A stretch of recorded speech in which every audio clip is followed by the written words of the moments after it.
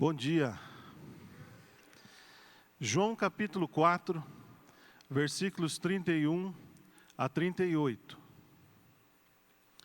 Nós vamos ler em duas versões. Almeida, revista e atualizada, que a gente usa geralmente aqui nas reuniões. E também a mensagem, que é uma linguagem mais contemporânea. Então, primeiro, Almeida. João 4, 31 a 38.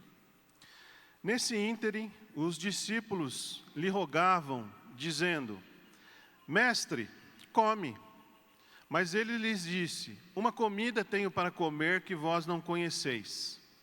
Diziam então os discípulos uns aos outros: Ter-lhe-ia porventura alguém trazido o que comer? Disse-lhes Jesus: A minha comida consiste em fazer a vontade daquele que me enviou e realizar a sua obra. Não dizeis vós que ainda há 4 meses até a ceifa? Eu, porém, vos digo: erguei os olhos e vede os campos, pois já branquejam para a ceifa. O ceifeiro recebe desde já a recompensa e entesoura o seu fruto para a vida eterna. E de sorte se alegram tanto o semeador como o ceifeiro. Pois no caso é verdadeiro ditado: um é o semeador e outro é o ceifeiro. Eu vos enviei para ceifar o que não semeastes, outros trabalharam, e vós entrastes no seu trabalho. Agora, a linguagem contemporânea da mensagem. Enquanto isso, os discípulos insistiam com Jesus: Rabi, come, não vais comer? Mas ele respondeu: tenho uma comida que vocês nunca provaram. Os discípulos não entenderam e disseram: quem te trouxe comida? Jesus explicou: a comida que me mantém ativo é fazer a vontade daquele que me enviou, concluir a obra daquele que começou. Quando olham ao redor, vocês não dizem que em 4 meses será o tempo da colheita? Muito bem, agora digo eu: abram os olhos e vejam o que está diante de vocês. Os campos samaritanos estão maduros, é tempo de colheita. O ceifeiro não espera, vai logo pegar o que é seu, ajuntando os grãos maduros para a vida eterna. Agora, o semeador e o ceifeiro estão juntos. O clima é de triunfo e sobressai a verdade contida no ditado: um semeia, o outro colhe. Eu os enviei para colher num campo em que nunca trabalharam. Sem mover um dedo, vocês trabalharam num campo cultivado por outros desde muito tempo e com muito sacrifício. É um texto já conhecido da maioria de vocês. Jesus estava aqui em Samaria, uma terra e um povo rejeitados pelos judeus, menos por Cristo, que também era um judeu.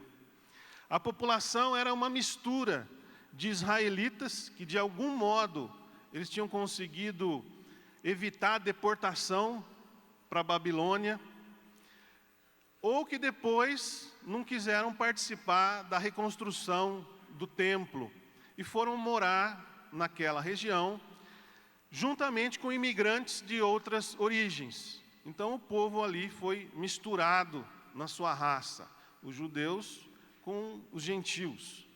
Por isso os judeus rejeitavam os samaritanos. E eles desenvolveram um tipo próprio de adoração, que tinha como base o Pentateuco, que são os 5 primeiros livros da Bíblia, de autoria atribuída a Moisés, e construíram um templo no Monte Gerizim. Houve um rompimento, então, religioso e político entre judeus e samaritanos. Não se davam. E Jesus decidiu ir para Jerusalém, passando por Samaria. Foi quando ele encontrou a mulher, que nós não sabemos o nome, no poço de Jacó. E Jesus revelou a ela que era o Messias. Eu sou o Messias, o que falo contigo. Isso é muito interessante e importante a gente prestar atenção, porque nos evangelhos sinóticos, Mateus, Marcos e Lucas, Jesus parecia fazer todo o possível para evitar ter de dizer que era o Cristo, o enviado de Deus. Por que isso? Porque em Samaria, talvez não prevalecesse essa ideia de que Jesus era um libertador político do Império Romano. E nas outras regiões, sim. Então ele evitava, para evitar um furor, uma euforia, um entendimento errado da missão de Jesus aqui na terra. Os discípulos não presenciaram toda a conversa de Jesus com a mulher samaritana, porque eles foram à cidade comprar comida. Quando eles voltaram e viram Jesus falando sozinho com aquela mulher, o que por si já era algo incomum para a cultura da época, estranharam, mas não tiveram coragem de dizer nada. Sabe aquelas coisas que a gente percebe que tem algo errado e fica quietinho, bico fechado. A mulher, depois dessa conversa com Jesus, foi correndo para a cidade contar que tinha encontrado um homem que disse tudo quanto ela tinha feito, inclusive os 5 maridos e o atual que ela tinha, que não era marido. Ela ficou impressionada com isso. Por isso ela suspeitava que Cristo fosse o Messias, o enviado de Deus. A mulher foi embora então para a cidade, aí os discípulos chegaram e ofereceram comida a Jesus. Por isso que no versículo 31 fala, nesse ínterim. Então estou explicando para vocês o que aconteceu nesse ínterim. Entre a saída da mulher e agora Jesus começa a conversar com os discípulos. E aí o mestre ensina algumas lições.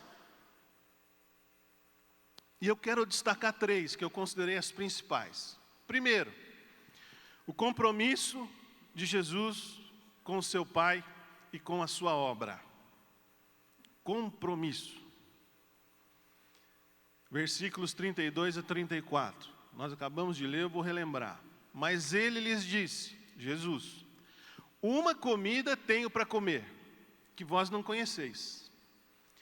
Diziam então os discípulos uns aos outros, ter-lhe-ia porventura alguém trazido o que comer? Disse-lhe Jesus, a minha comida consiste em fazer a vontade daquele que me enviou e realizar a sua obra. Então nós estamos diante de um acontecimento, de uma conversa com 2 perspectivas. Uma humana e a outra sobrenatural. Os discípulos estavam preocupados com algo físico, talvez um pão com passas.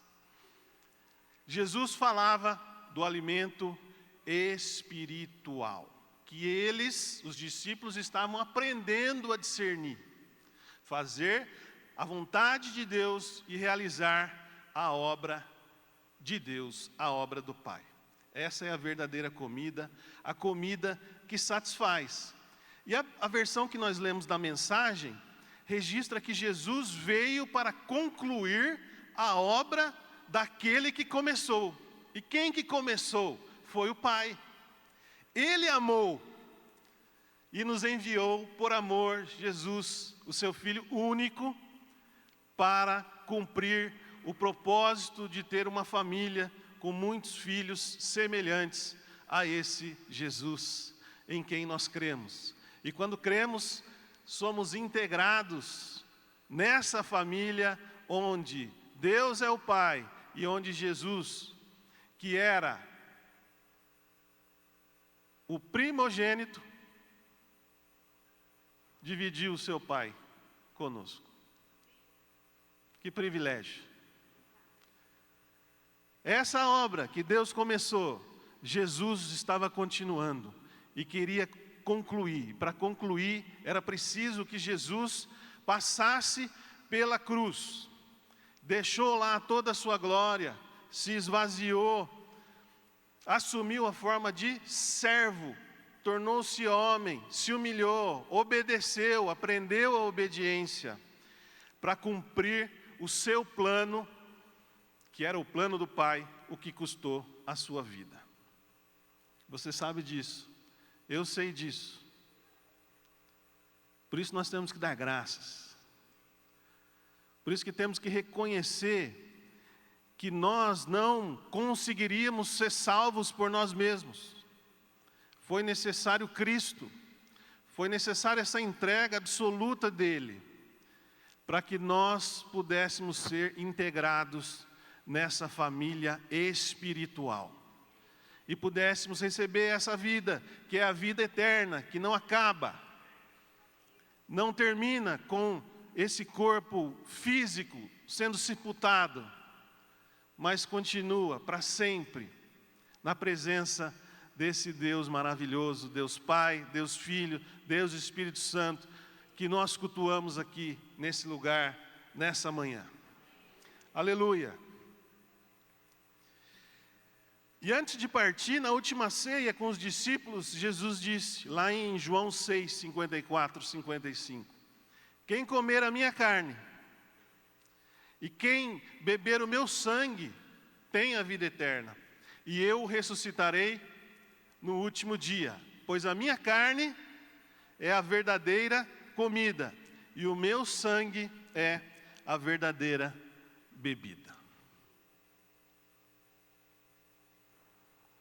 Os que participam da ceia do Senhor hoje, a próxima vai ser no começo de julho, são os filhos, os que fazem parte da família, os comprometidos com a obra de Cristo e que buscam em primeiro lugar o seu reino e a sua justiça, que reconhecem que o sangue derramado nos limpa e nos purifica de todo pecado, e então permite que nós tenhamos um relacionamento simples, sincero, mas verdadeiro com o Deus em quem nós cremos.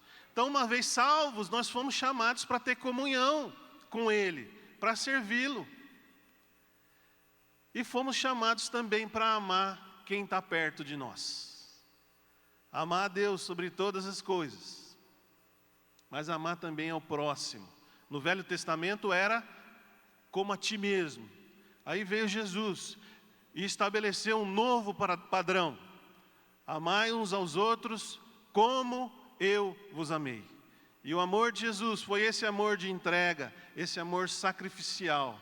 Ele se deu por nós. Então esse compromisso de Jesus com o seu Pai prossegue através de nós também. Nós damos continuidade a essa obra, até que esse Jesus retorne, até que esse Jesus volte. E isso exige de nós, seus discípulos, não pouca coisa, mas tudo.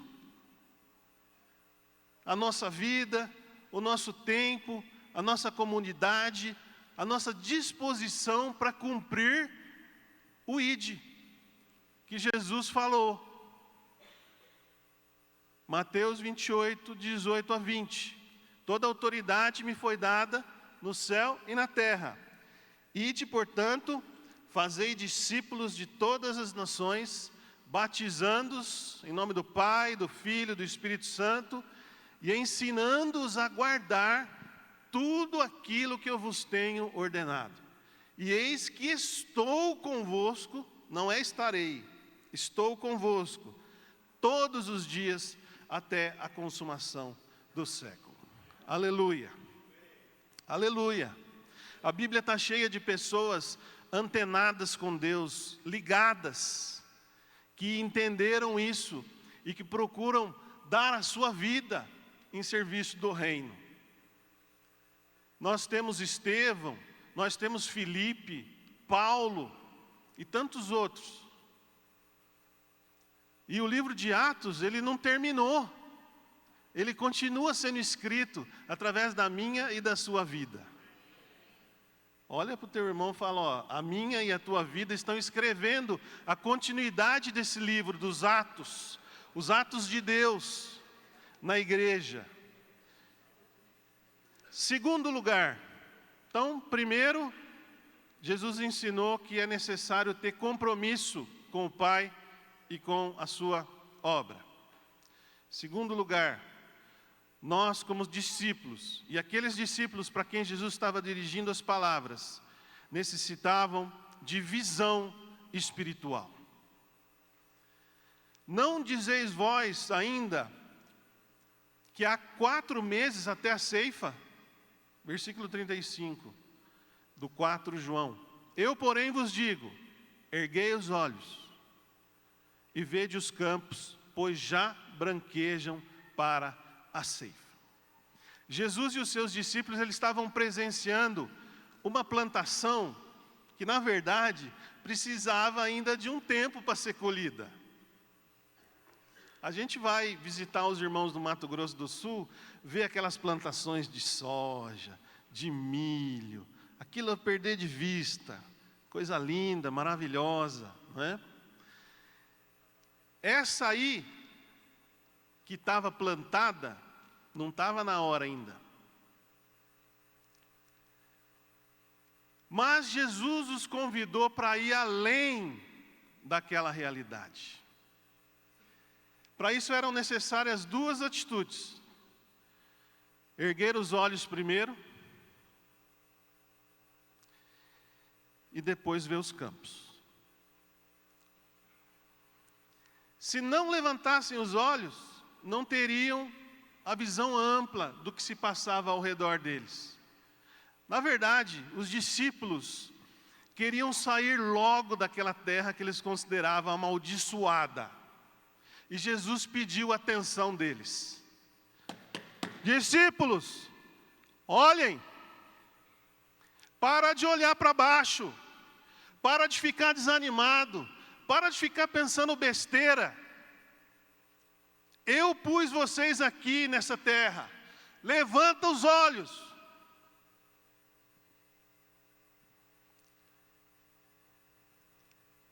Erguer os olhos e ver os campos. Não eram somente as terras dos samaritanos, mas os próprios moradores daquele lugar.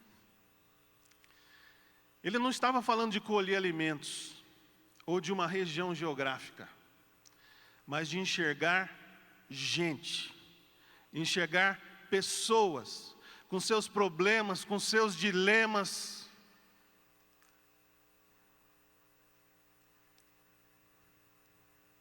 Esse povo samaritano estava ali, fazendo fronteira com a Judéia, com a Galileia, e tinha muita discriminação social, racial, política naquela época, não muito diferente do que acontece hoje naquela região. Por isso as guerras. E Jesus estava dizendo: esses que vocês desprezam estão prontos para mim. Cuidado com o julgamento que nós fazemos das pessoas. Esse não, esse sim. Não somos nós. Cristo veio para todos. E Deus tem um propósito na vida deles que pode ser através de você naquele momento. E precisamos estar abertos para a ação do Espírito Santo. Quer ver que coisa linda? Quantos que moram aqui no bairro da Vargem Limpa estão nos presenteando hoje aqui, participando da reunião? Olha só, pode levantar a mão aqui desse lado, ó. Essas duas famílias, 2 casais. Graças a Deus. Por que que isso aconteceu?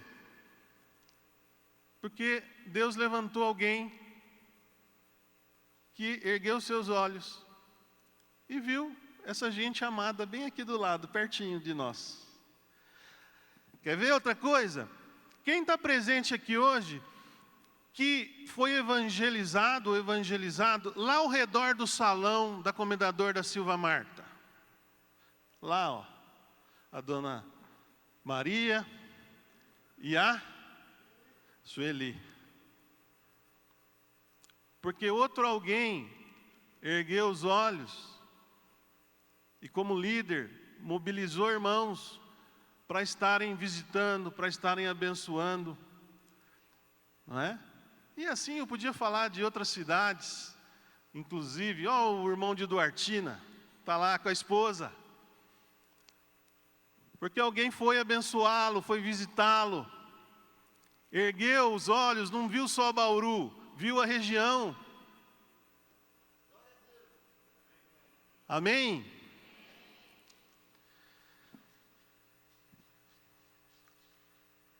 Quando alguém perguntou a Jesus quem era o próximo que devia ser amado, como mandava a lei, ele contou lá em Lucas, no capítulo 10, a parábola, a história de que um homem foi roubado quando descia de Jerusalém para Jericó e apanhou dos assaltantes. Quem socorreu esse cidadão que ficou caído na estrada? Um sacerdote? Ele tinha a obrigação de fazer isso. Ele retornava a Jericó depois de terminar o seu serviço no templo. O levita, um ministro de Deus. O samaritano, o rejeitado, não levou em conta esse homem o ódio racial que violentamente separava dos judeus, apesar de se tratar de um inimigo, teve compaixão do machucado, ensanguentado do que estava sofrendo, desceu da sua montaria, acudiu o homem com os primeiros socorros, o levou até uma pousada, passou a noite ali cuidando dos seus ferimentos, deixou dinheiro com o dono da hospedagem, para ele seguir ajudando o pobre judeu, até ele voltar da viagem que precisava continuar fazendo. O próximo do homem assaltado foi o samaritano. Essa história é contada por Jesus, bem que podia ser verdadeira, bem que podia ter acontecido, né? Era uma parábola. Deixou claro que os judeus e os próprios discípulos limitavam o conceito de próximo. O significado do próximo era muito restrito. A história, a lei, a nacionalidade, a raça eram fatores de separação com outros povos. Voltando ao versículo 35, Jesus queria que os discípulos tivessem a mesma visão dele. Olhos erguidos, um local cheio de pessoas que estavam prontas para fazer parte da família de Deus. Para enxergar isso, é preciso tirar algumas barreiras nossas, algumas barreiras interiores. O que tem te impedido de enxergar essas pessoas que estão perto de você e que precisam da tua ajuda? Se for erguer os olhos, faça isso. E peça para Deus e para o Espírito Santo te ajudar a enxergar além daquilo que você está vendo. Terceiro e último ponto, a terceira lição. Trabalho em equipe. Versículo 36 ao 38. O ceifeiro recebe desde já a recompensa e entesoura o seu fruto para a vida eterna. E de Sarte se alegram, tanto o semeador como o ceifeiro. Pois no caso é verdadeiro o ditado, um é o semeador e outro é o ceifeiro. Eu vos enviei para ceifar o que não semeastes. Outros trabalharam e vós entrastes no seu trabalho. O texto citou semeador e ceifeiro, o que planta e o que colhe. Duas pessoas diferentes, dois trabalhadores distintos. E nós podemos considerar, no caso dos samaritanos, o semeador como sendo os patriarcas, os profetas do Antigo Testamento, que eles liam, que eles procuravam seguir, os quais eles estudavam. E também o próprio Jesus, que estava amando aquele povo. A começar pela mulher que ele encontrou no poço de Jacó. Jesus chega a dizer um pouco mais adiante, em João 12, 23 e 24, referindo-se a si mesmo: é chegada a hora de ser glorificado o Filho do Homem.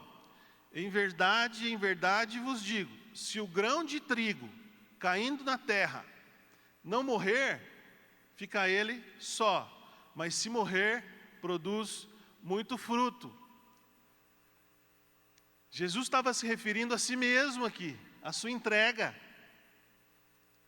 para que muito fruto fosse produzido a partir da vida de Cristo. A morte de Cristo para a vida de muitos, inclusive a nossa. E os discípulos foram enviados por Jesus para colher. Ou seja, eles entrariam, os belezas, na fase final. Não plantaram, não cuidaram, mas seriam os cooperadores de Deus na ceifa. E ainda ficariam felizes, se alegrariam com o resultado. E mais, teriam uns prêmios, uns galardões para a vida eterna. Cristo estava ensinando que as coisas do reino de Deus funcionam de forma diferente. Funcionam de uma forma conjunta. Olha, se você continua lendo esse capítulo 4, e eu vou mostrar aqui alguns versículos, você vê o que aconteceu a partir da mulher samaritana. 39, capítulo 4, até o 42. Muitos samaritanos daquela cidade creram nele, em Jesus, em virtude do testemunho da mulher que anunciara: ele me disse tudo quanto tenho feito. Vindo, pois, os samaritanos ter com Jesus, pediam-lhe que permanecesse com eles. Jesus ficou ali 2 dias. Uau! Os discípulos não queriam nem passar naquele lugar. Eles prefeririam ter dado a volta para chegar em Jerusalém. Jesus passou por Samaria, foi convidado para ficar ali, ficou 2 dias e os discípulos tiveram que ficar juntos. Que azar, não? Muitos outros creram nele. Presta atenção nisso. Muitos outros. Não foi só a mulher samaritana. Muitos outros daquela região creram nele, por causa da sua palavra, da semente que foi lançada ali, da semente que morreu naquele chão, mas que cresceu, frutificou e deu muito fruto. E diziam à mulher, as pessoas que creram em Cristo falavam assim para a mulher: já não é pelo que disseste que nós cremos, não é pelo que você falou, não, mas porque nós mesmos temos ouvido e sabemos que este é verdadeiramente o Salvador do mundo. Que maravilhoso! Jesus foi reconhecido como Salvador do mundo por muitos samaritanos. E um pouco mais tarde, você vai ficar surpreso agora com esse texto, se você não tinha prestado atenção nele ainda. Quando veio a perseguição à igreja primitiva, Filipe foi para Samaria. Atos 8, 5 a 8. Filipe, descendo a cidade de Samaria, anunciava-lhes Cristo. As multidões atendiam unânimes. Vou repetir. As multidões atendiam unânimes. Você sabe o que é unânime? Você sabe o que é unanimidade? 100%. Ninguém ficou de fora na cidade de Samaria.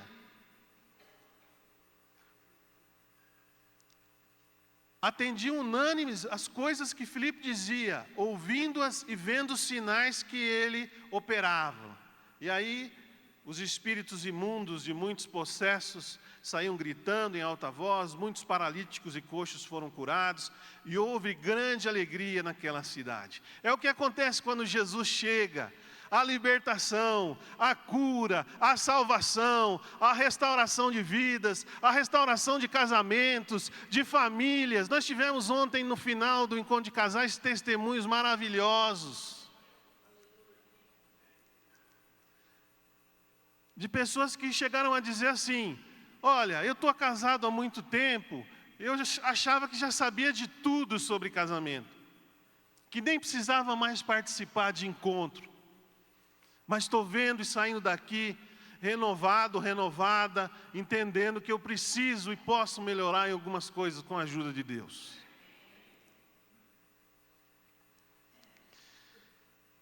E aí eu estou indo para o final. Numa plantação, quem dá o crescimento é Deus. Eu posso plantar, eu posso colher sem ter até muitas qualidades técnicas. Mas só Deus pode fazer a semente virar fruto e crescer até a colheita. O lavrador planta, rega, vai dormir e Deus trabalha na lavoura que é dele. E o apóstolo Paulo fala isso aos Coríntios. 1 Coríntios 3, 6 e 7. Eu plantei, Apolo regou, mas o crescimento veio de Deus. De modo que nem o que planta é alguma coisa, nem o que rega, mas Deus que dá o crescimento. É assim que funciona no reino. Não tem mérito pessoal, tem serviço a Deus. Muitas vezes sacrifício de quem lá atrás, por exemplo, foi para Portugal, para dar a sua vida, para sacrificar a sua família, o seu tempo, para que hoje pudesse ter uma igreja lá e outros irmãos estivessem se convertendo. E é assim, nas mais diferentes áreas. Nós entramos em algo que Deus já está trabalhando. E precisamos ter esse entendimento espiritual para sermos usados pelo Senhor no tempo dele. E eu concluo essa palavra. Foi entre os samaritanos, povo rejeitado pelos judeus, que Jesus ensinou os seus discípulos que o compromisso com o Pai e com a sua obra eram o verdadeiro alimento que o fortalecia e o motivava a seguir em frente. Que era preciso levantar os olhos, enxergar além da realidade para perceber que Deus ama e quer ter perto todas as pessoas, sem acepção. A igreja é um lugar de acolhimento. Não podemos fazer acepção de rico, de pobre, de cor, de time de futebol, de política. Precisamos todos conviver juntos aqui, com respeito, procurando preservar a dignidade do teu irmão, do outro, procurando valorizá-lo.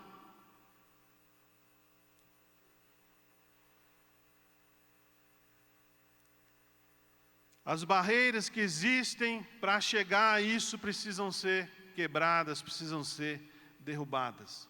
Porque se não houver harmonia, se não houver unidade entre nós, o nosso testemunho fora daqui vai ser um testemunho vazio. Vai ser um testemunho de gente que não leva a sério o compromisso com Deus e com o seu reino. Mas não é assim entre nós. Deus tem levantado um povo que se ama. Um povo que procura estar junto, em comunhão. Um povo que, quando tem os seus pecados apontados, procura ir à presença de Deus para que haja arrependimento e para que haja mudança.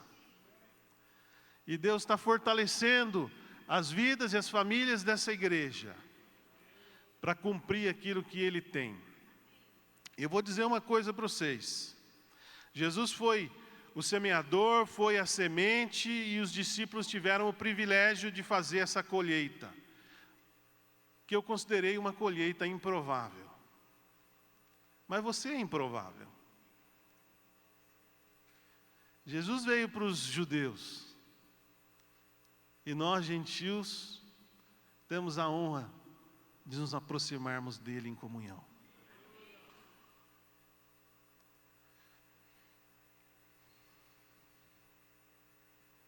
Fiquemos atentos, porque para Deus não existem pessoas e nem locais impossíveis e inalcançáveis.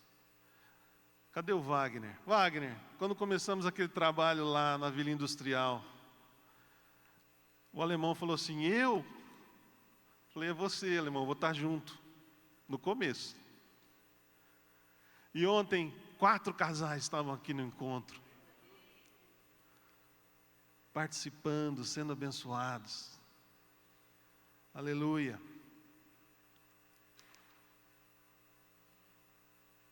Jesus se compadeceu das pessoas, Jesus demonstrou amor, cheio do Espírito Santo, anunciou as boas novas aos pobres, curou os quebrantados de coração, libertou os cativos e os algemados, consolou os que choravam.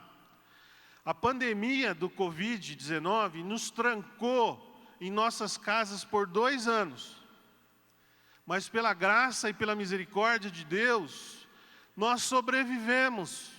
Não só fisicamente, porque muitos partiram, mas também estamos sendo curados das marcas deixadas em nossa alma. E a igreja está sendo restaurada para voltar a ser essa proclamadora do Evangelho que Deus quer que nós sejamos em Cristo Jesus, cheios do Espírito Santo e atentos, antenados a tudo que se passa perto de nós, para que esse Cristo seja semeado.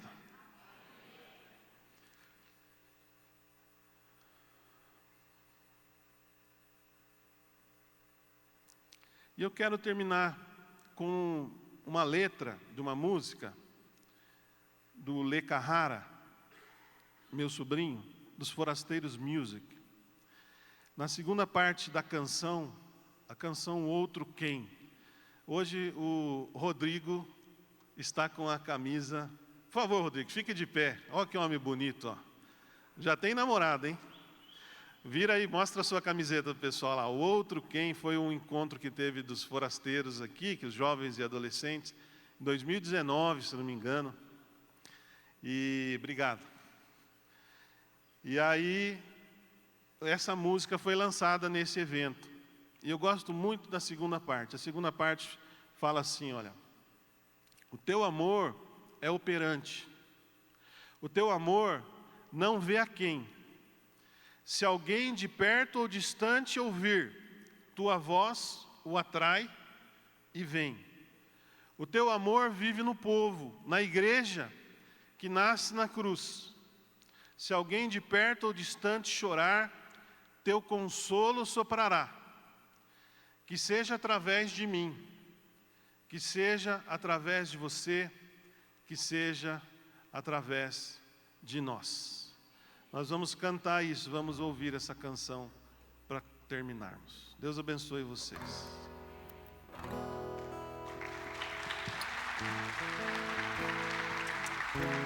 tvcmc.com.br é o nosso canal para compartilhar o Evangelho do Reino de Deus e o senhorio de Jesus Cristo.